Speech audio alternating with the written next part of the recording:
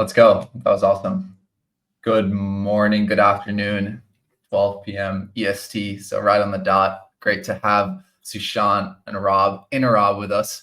Sushant had to jump off camera quickly to fix his hair. Sushant hair looks great. But yeah, great to have you guys again. Rob, great to have you back this week. Sushant, welcome to the show, baby.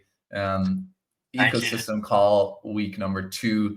I think the first week was awesome. We had a special guest, Kaiser. I was actually watching Kaiser do his work on the Solana Accelerate call yesterday, so it was cool to see him spreading the good word. And yeah, he's a media inspiration to us all. So hopefully we'll have him back soon. But good to have some of the Wormhole contributors here. We're gonna stick to a similar script like we did last week. We're gonna run through some metrics. We're gonna run through some Wormhole in production. We had a big launch last week in Wormhole Settlement, so we're gonna cover that. Wormhole goes international. We're actually gonna have Rachit, who is our APAC lead, come on and spit some game for us, cover the country expansions that we're working on. He's working on some awesome initiatives, so we'll give him some time to cover that. And then Wormhole IRL, we have a big IRL conference coming up, Tokenized NYC. We'll have Robinson cover a bit of that, who's going to be there, the topics that we're going to cover.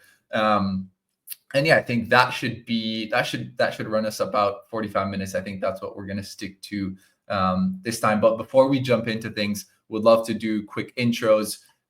Robinson, why don't you do your quick intro, and then Sushant will jump to you quickly. GM, for those who don't know me, my name is Robinson, also known as Interob. Go by either. I'm actually really getting into my Interob arc, so I kind of prefer that. So please just use that term. I do all things at the foundation: little product, little BD, little strategy, anything to help Wormhole win. And prior to this, I was at Jump. Prior to that, worked at a few different interoperability protocols within the space, and then was in the Web 2 space for a while. Some startups I was at failed, some were super successful, but ultimately brought me to where I am now. So really excited to chat today. There's so much going on. Despite the market sentiment, despite everything, we're here for the long term. We build for the long term. We've been here for over 4 years, and we will continue to be. So really excited to go over some of the stuff that's happened so far this year and what's coming down the pipe. Let's go. Great to have you. Sush. So yeah, I'll take over from there. So yes, I'm Sushant. I also work at the Wormhole Foundation. I solely focus on strategy, which obviously can be a bundle of a whole slew of different things. And one of which that I care a lot about is Wormhole Settlement, which we'll get into later. Quick intro about myself. Have been working within the Wormhole ecosystem for around 3 years, but then joined the core Wormhole team just under a year ago. And spent a lot of time in DeFi. Have been a DGen for a long time now. And but prior to crypto and working in DeFi and Web3, was pretty much only focused on startups, both from Web 2 and like SaaS, but also as far as like biotech and more, I guess, science-based startups as well. But yeah, thank you for having me, Thomas and Rob. Very excited to get into this. Some giga brains. Let's go. So we have some scientists in the building. Yeah, let's jump right into it. I think with a January recap. I think like January, December was very productive for us as a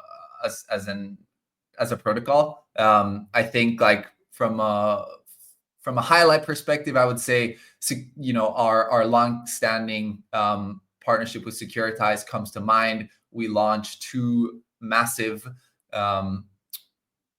institutional partners taking their tokenized funds multi-chain, one being BlackRock Biddle, the other Apollo's ACRED fund. We covered that. I think SRP1 Rewards was another big highlight.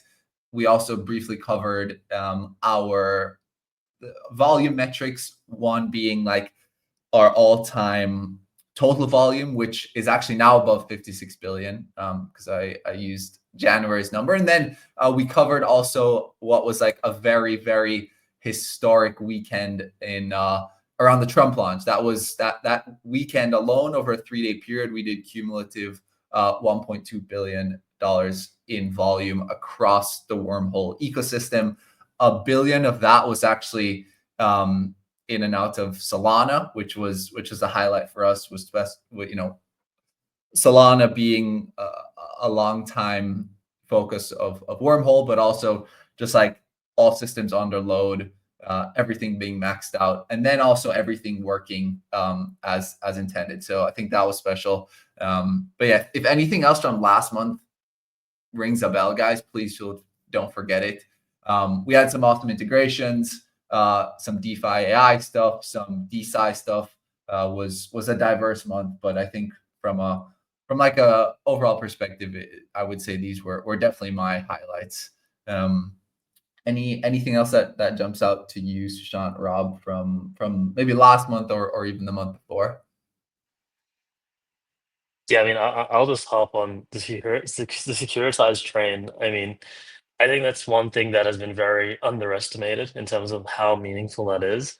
As time goes on, a lot of these traditional funds that, I mean, the case of Securitize and BlackRock, literally trillions of dollars under management, a lot more of them will be coming on chain.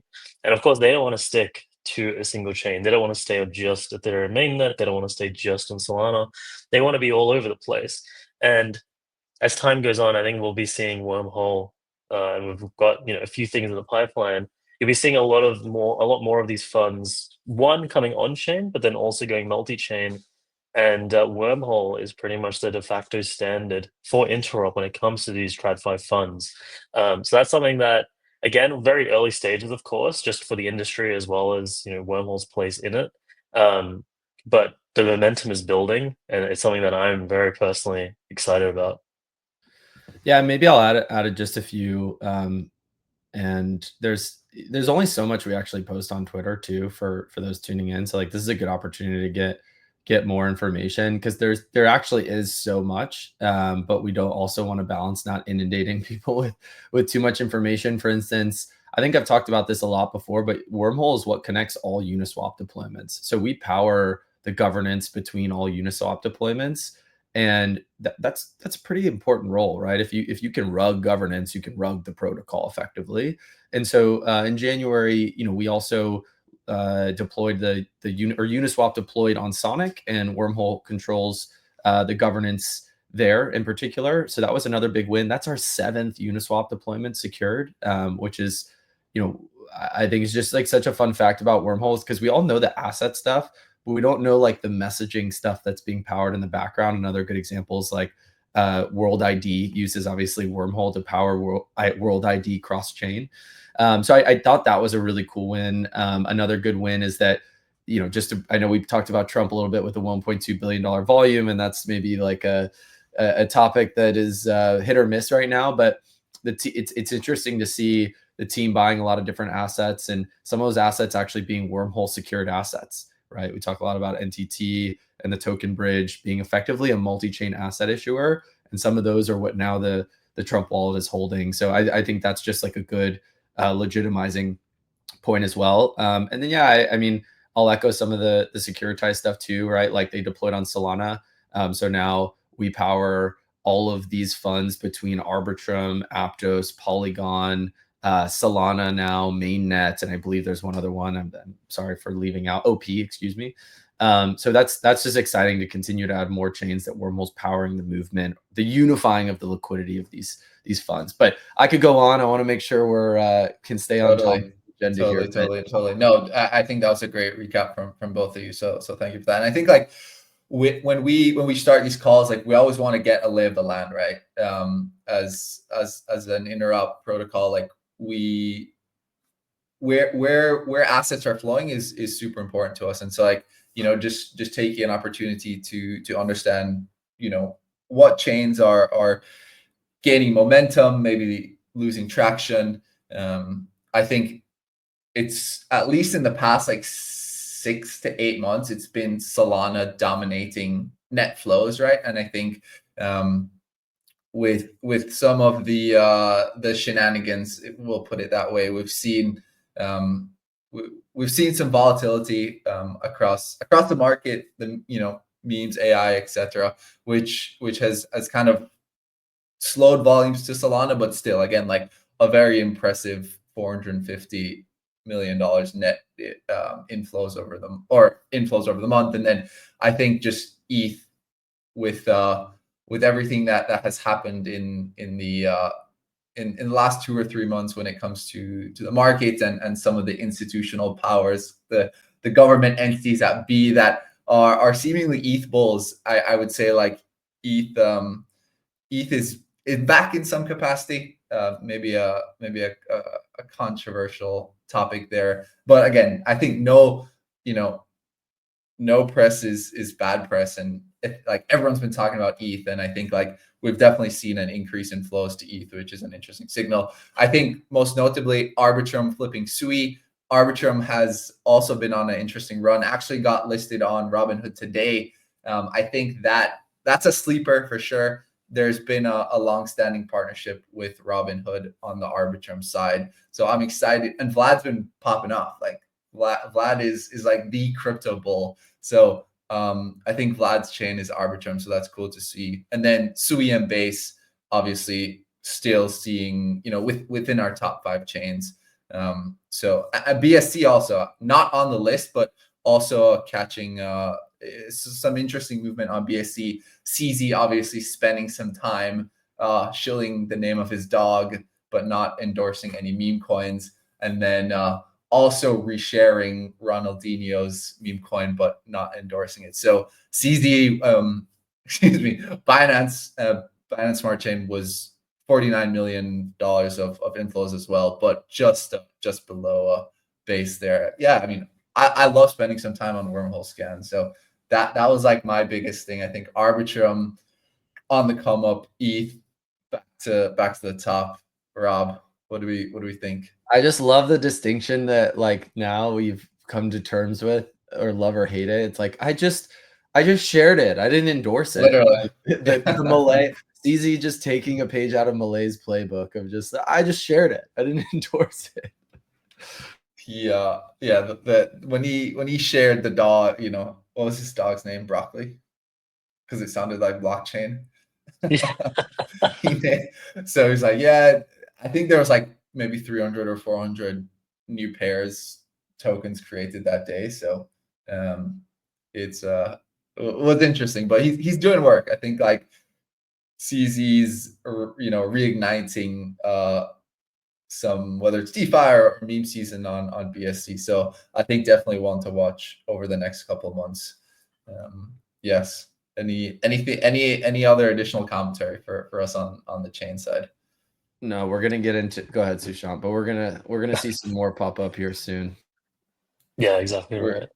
I was gonna say like the chains are one thing, but just as interesting is Portal, which is I would say the wormhole front end, the wormhole pod front end that people are most familiar with. Like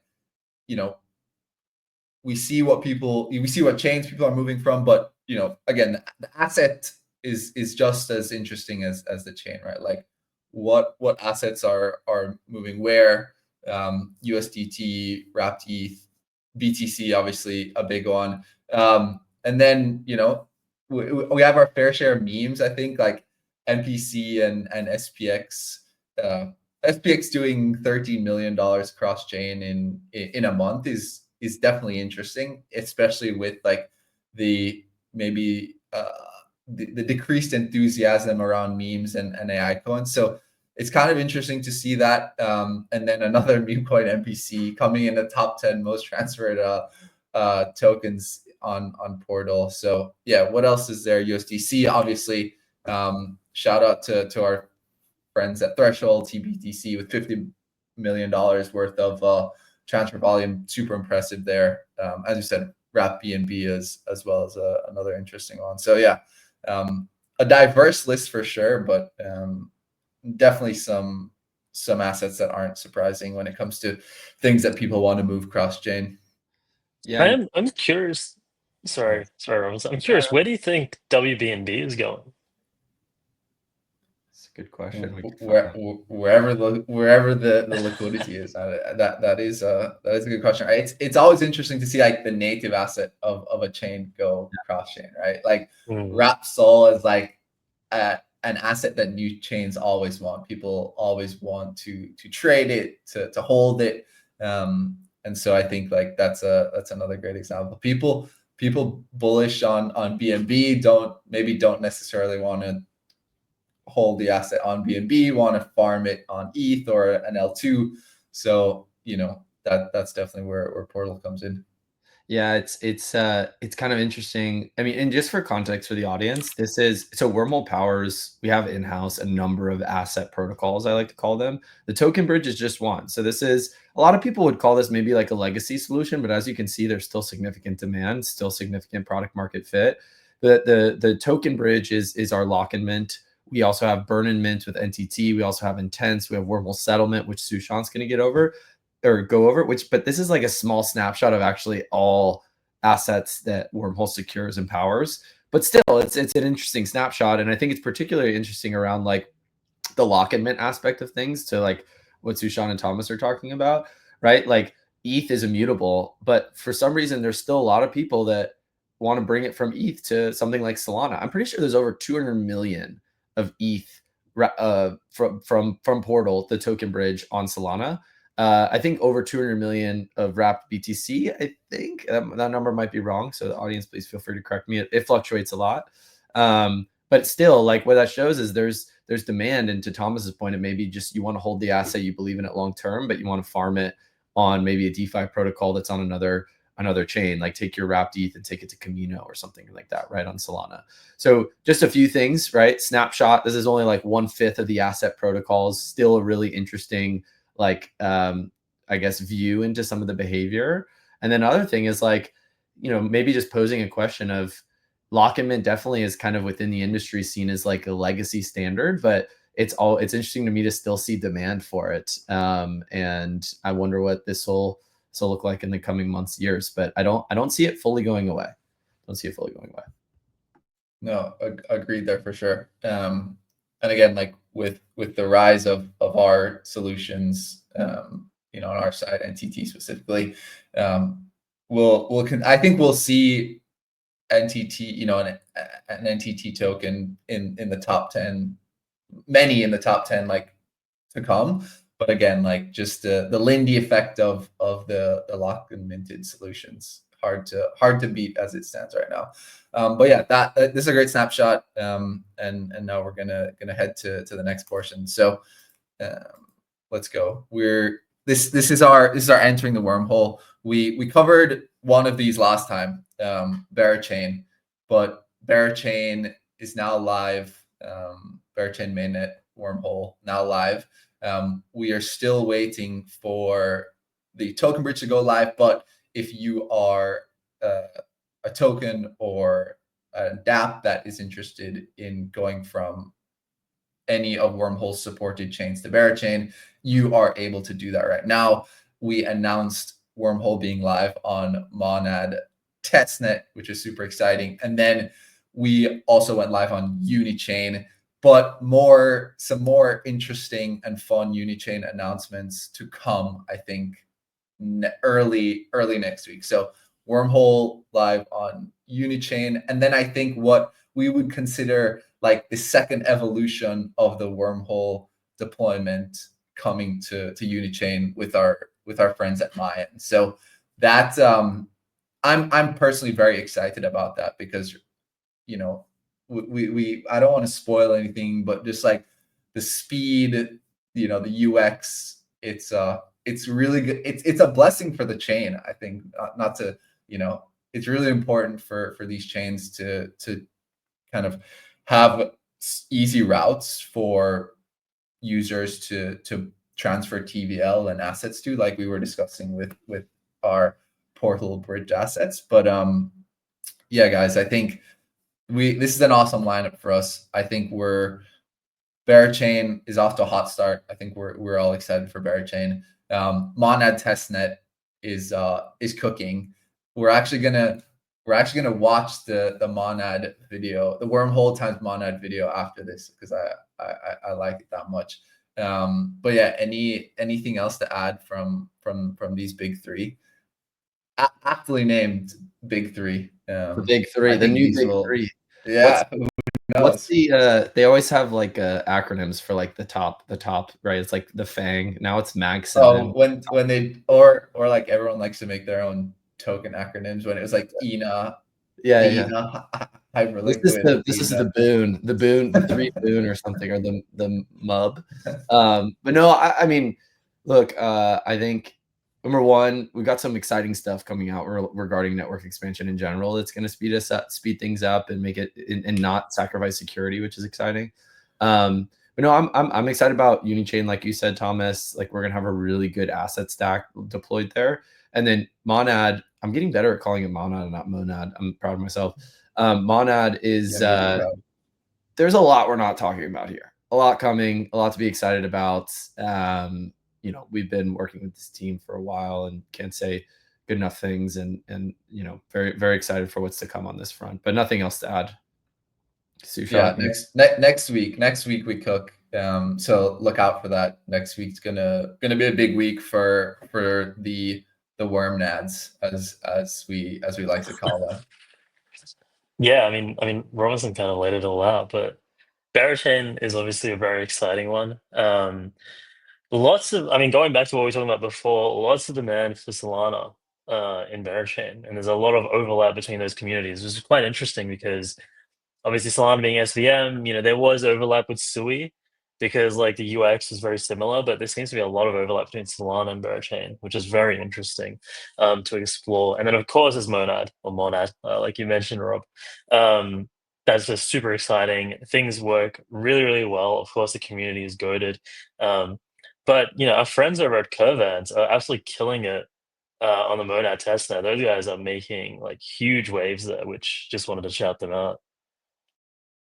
Shout out Mai and Tom and everyone on the Curvent side. So yeah, let's just take a minute and appreciate Course set. This artwork. Starting engines. Engaging Monad drive. Activating wormhole boosters.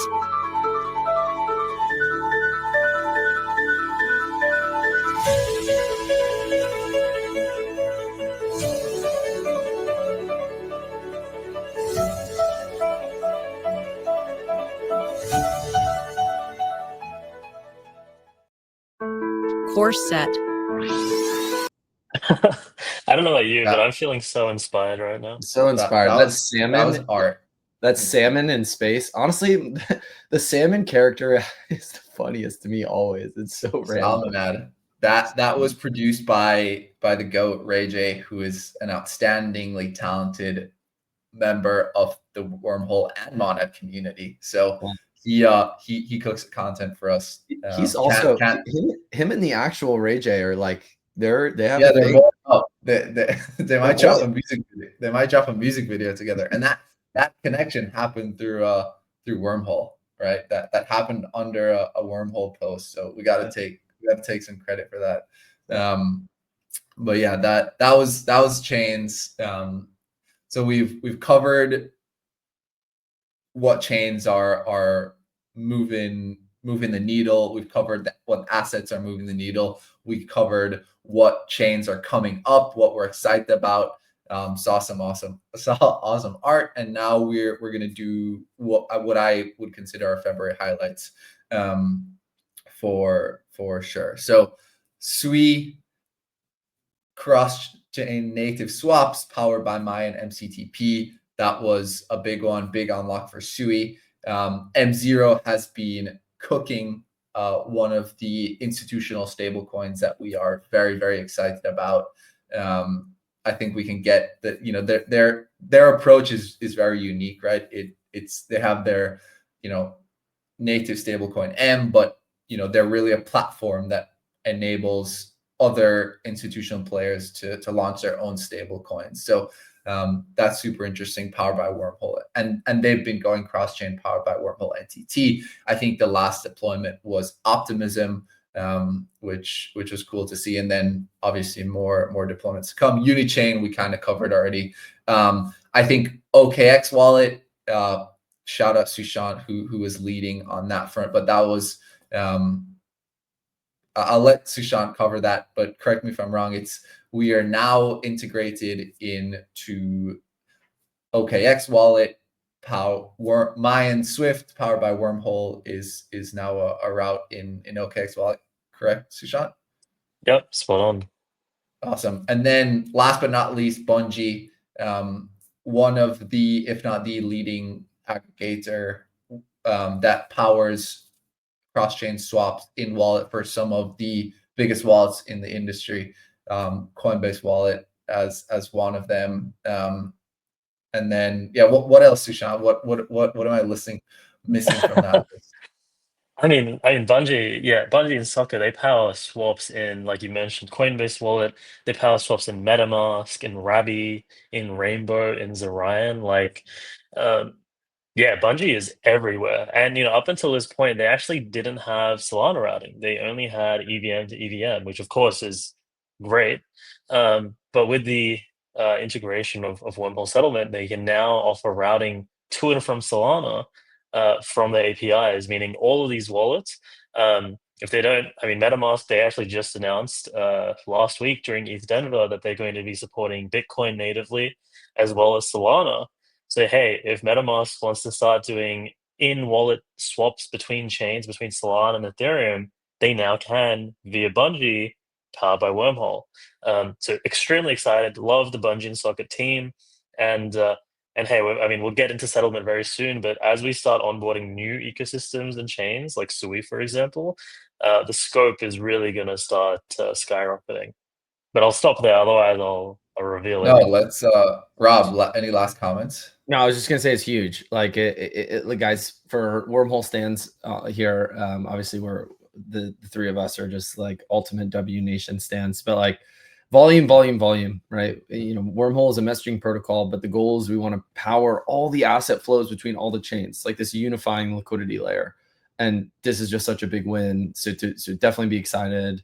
The other thing I wanted to call is M0. So I think a lot of people view M0 as like a stable coin, which it is. They have issued their own on their product, right? It's like Smart M. Yeah, M exactly. Yep. But they're also a stable coin. Almost think about it almost like a launch pad. Like you can use M0 to launch additional stable coins. Pump fund for institutional stable coins. It's pump fund for stable coins. Oh my God, that's their new slogan. It's so funny. But think about it like this, like Wormhole is deeply integrated with M0, right? So when all these stablecoins start to launch via M0, and there's one coming this week, just to drop a little alpha, they're immediately unified across all these blockchains, which is so cool to me, because so many stablecoins have this cold start problem where they launch on one chain. It takes 2 years for them to like go across all these chains and figure it out. Look at USDC for any of you that have used that. With M0, it's like we launch a token and now you can go everywhere, right? Or they launch a token. And so that to me is just this, it's not a lot of people, I think a lot of people are sleeping on that, and I think we're going to start to see the power of this more very, very soon. So really excited about this one in particular, but I'll defer to Sushant so we can move on here. I think I know what's coming. Yeah, let's do it. So Sushant, you mentioned I would say the highlight of February. So let's just jump right into it and start covering that.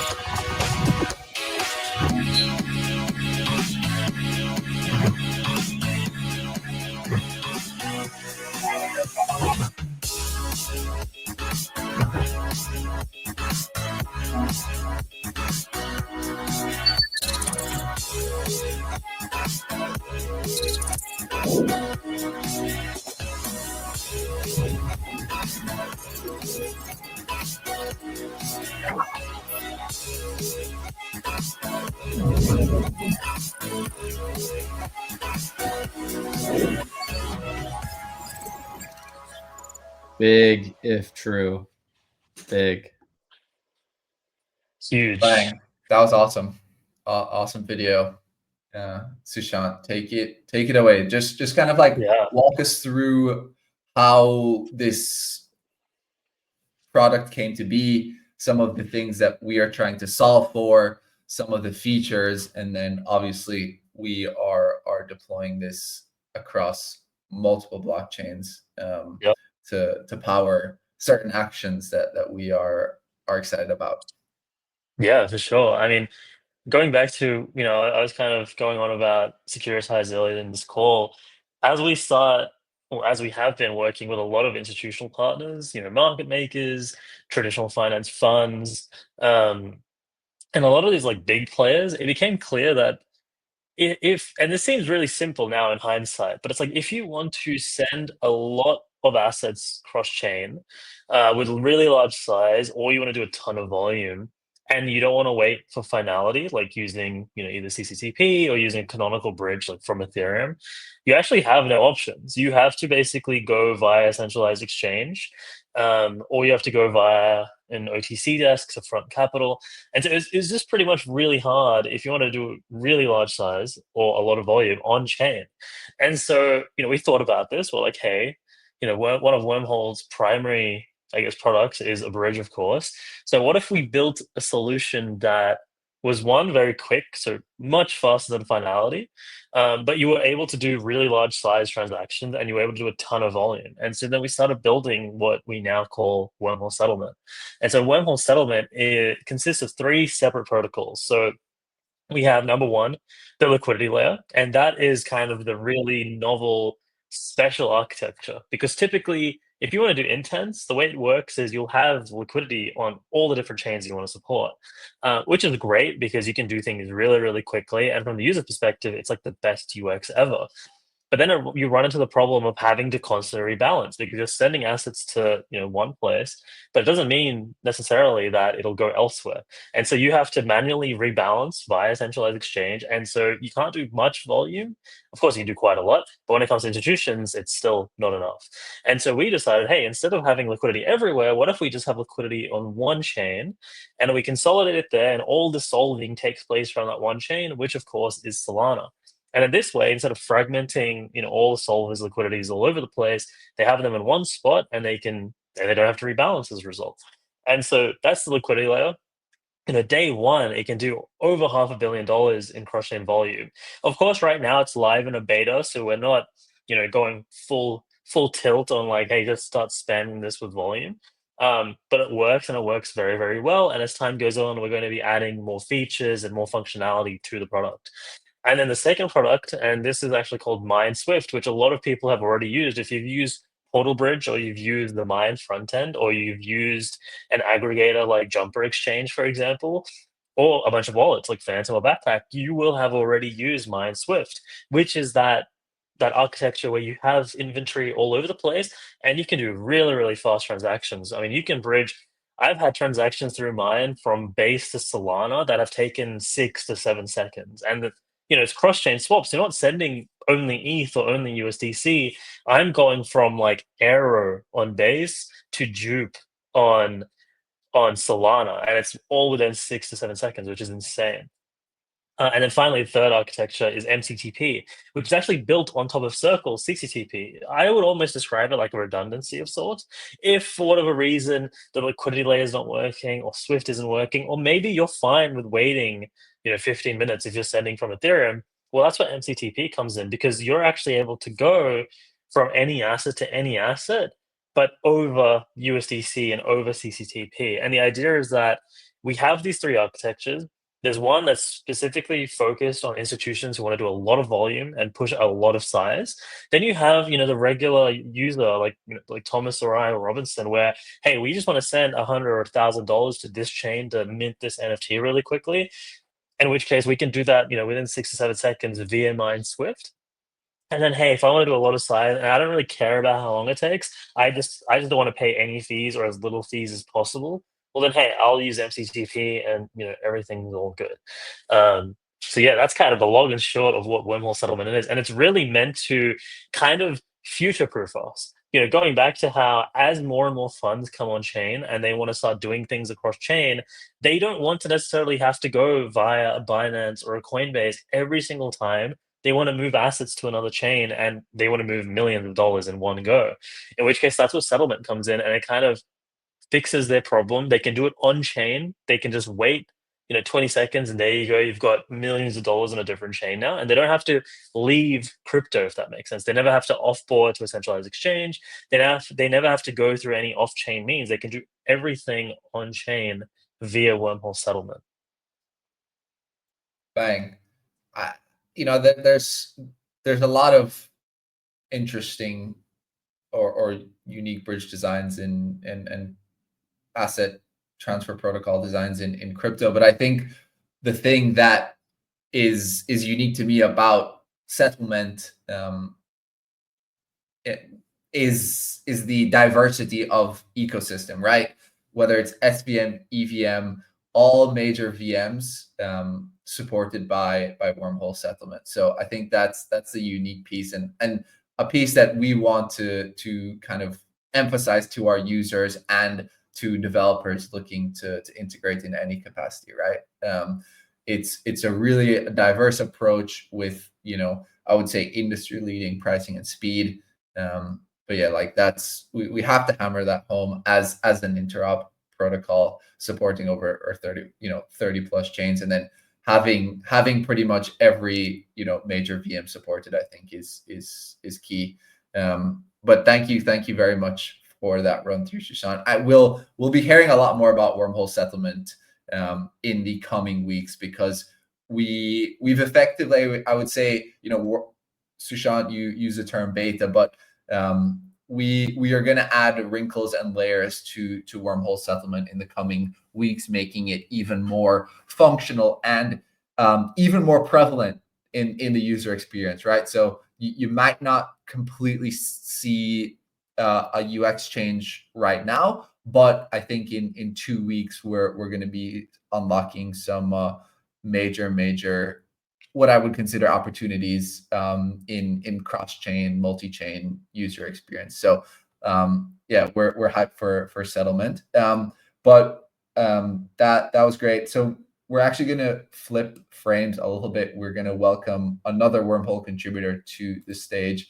We're going to welcome Rachit to the stage, who recently joined the foundation a couple of months now. Wow, time flies. As our APAC lead. And we're gonna give him some time to kind of cover Wormhole world domination, Wormhole to the world. I think like as our protocol expands across chains, and crypto has seen this boom, I think we're excited to unlock opportunities and to spread the good word of Wormhole and W Nation across a variety of new countries. Rachit, welcome. Tell us who you are and show us how we're gonna take over the world of Wormhole. 100%. And before I do that, I've heard Sushant talk about settlements before, but every time he does, like, I'm extremely awestruck. I'm gonna have all of our regional accounts clip that section out, and we'll put some upbeat music onto it, and that's gonna be all we'll see next week. Yeah, in terms of like international expansion, I want to break this down into 2 parts. I'll talk about what we've done so far, and we'll talk about the future as well. In terms of my background, I got started in crypto 2022-ish. Before that, I was working in management consulting at Bain. Broke into like the VC side of Web3. Post FTX, things didn't really go well there. Delved into like the product realm a little bit. And then I ended up at a marketing agency called Scribe. I was head of growth there for about 18 months. And then I joined Wormhole. Okay, so what have I done? What has our team done in the past 3 months? The first thing that we wanted to focus on when we joined was we wanted to figure out the social aspect. We see all of these teams focus on socials. They do the translation. It's like the first thing that everyone does when you want to reach out to a new target segment.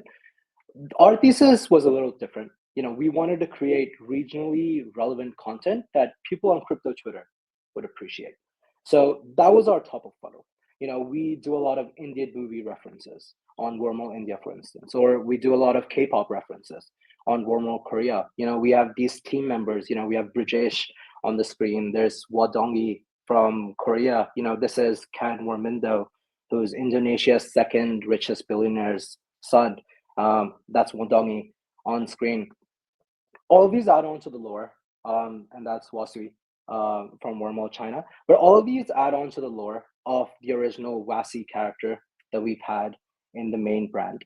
And this extends into the second part where, we target into CT, but then what do we do across? And that's where we talk about on-ground activations. And that's where a lot of, our work with the university and blockchain clubs comes into place, where, me and Smith, who I'll talk about in a minute, we are going to go to a university and talk about the opportunities that people can get coming into the Web3 space. Shouting out one of our ecosystem partners, Polarity. They're based in Hong Kong. We're going to do similar activations in universities there. And we're going to work with a lot of, regionally based Wormhole ecosystem partners to empower their communities and basically help the communities grow out and understand the technology a lot more. Now, when you create this sort of top funnel where you have a lot of university interest or you have a lot of new people coming in, what's the next thing that you have to do to help them get over the line? You need a very curated sort of program that helps them understand the loops and the first steps of how to actually find a job in crypto or how to get involved in a community, for instance. That's where the regional fellowship program comes into play. We've done an awesome job with the overall fellowship at the foundation. What we'll do, sort of dive into in the future, is more regionally curated fellowship programs. And I want to give a huge shout out to Smith. Smith, for everyone listening in, used to be a Wormhole fellow. He joined our team full-time as our India ecosystem manager.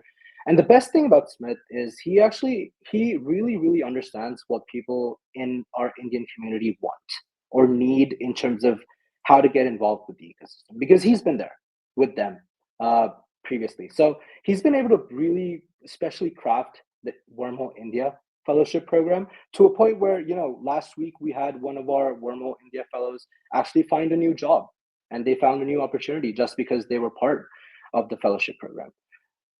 This is something that we're going to extend into, as we add on more regions, as we do a lot more things in newer regions. We will follow a similar structure where we do curate content for CT and we remain relevant in the realm. We create a top funnel where we help more people get into the space, and then we help them find opportunities, or as I like to frame it within our internal calls, like asymmetric returns on their time invested into understanding crypto.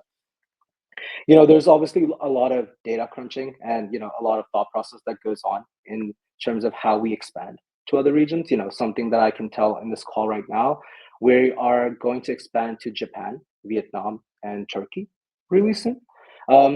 But even though Wormhole Foundation will have plans and strategic moves, I, as focused on international expansion, I want to talk to everyone. So if you're an individual who's passionate about your regional community and you want to have a conversation about how you can empower your community and make it powered by Wormhole, I'm very happy to talk. But that's, the short and long of our international expansion so far. Let's go. That's awesome. Thank you so much for covering that. I think one, having a fun brand is important, but also having like a structure and a funnel that people are getting educated, seeing opportunities and seeing like reward for, for their labor, for their time spent within the community. I think that's something that we've always harped on the Wormhole side, right? Making sure that people who are contributing to the very, fundamental stuff that are involved in an international expansion, translations, cultural references, art. Rachit, you and Smith have done a great job as we've flashed here. But yeah, dude, so like super cool. I think we've definitely seen such a boost to the Wormhole community with these new country expansions. And it's awesome to see kind of like the good gospel of Wormhole proliferate to new countries and regions. And I think that's it's cool for us, but it's all, I think it's net good for crypto in general, right? I think like we, you know, as one of, you know, as a long-standing and you know, market participant and you know, a protocol that is so bullish on the future of crypto, I think ensuring that we see expansion in you know, new countries is so important to us. Yeah. Anything else, Rob? Any comments from you know? I know we're over time, but screw it. This is great content. I love it. I was just gonna say one thing. I get asked weekly on you know, how to get into job in crypto, like, you know, what are the steps I take? And there's not often times where you can give such tangible advice as to say join the Wormhole Fellowship, add value, and you know, ideally see where it goes. Hopefully leads to a job, right? Like, and again, to Rachit's point, shout out to Smith on that front, who was able to kind of go through that process. So yeah, if you want to get into crypto, this is like one of the best ways to do it. And then just a question for you, Rachit. I know you said reach out to you, but if I did want to get more information on the fellowship or join the fellowship, what's like the easiest step I could take right now?